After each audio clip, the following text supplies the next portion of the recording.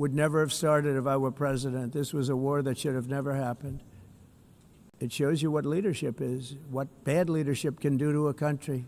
Look what happened to the United States, and look where we are right now in just a short period of time. The only question now is how many more lives will be needlessly lost on both sides.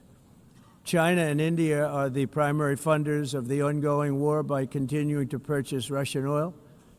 But inexcusably, even NATO countries have not cut off much Russian energy and Russian energy products, which, as you know, I found out about 2 weeks ago, and I wasn't happy.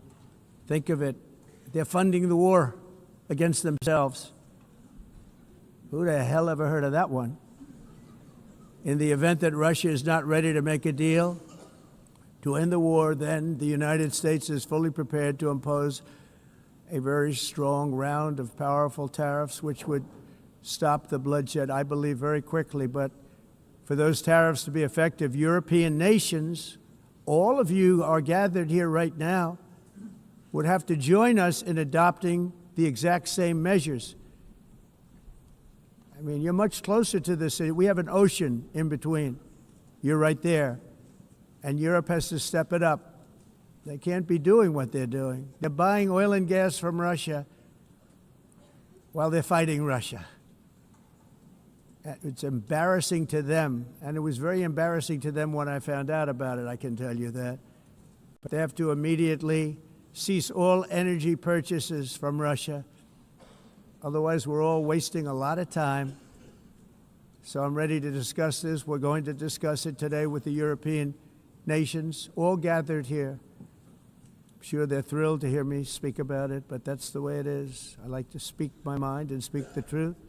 As we seek to reduce the threat of dangerous weapons today, I'm also calling on every nation to join us in ending the development of biological weapons once and for all.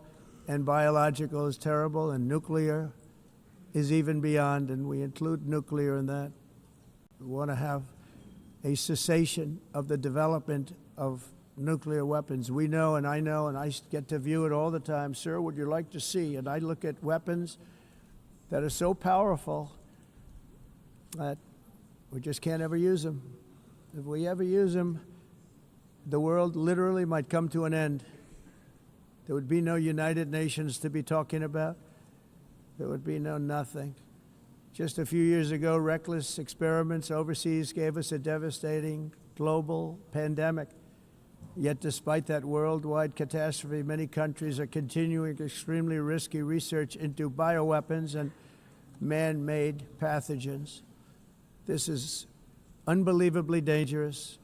To prevent potential disasters, I'm announcing today that my administration will lead an international effort to enforce Biological Weapons Convention, which is going to be meeting with the top leaders of the world by pioneering an AI verification system that everyone can trust. Hopefully the UN can play a constructive role, and it will also be one of the early projects under AI. Let's see how good it is, because a lot of people are saying it could be one of the great things ever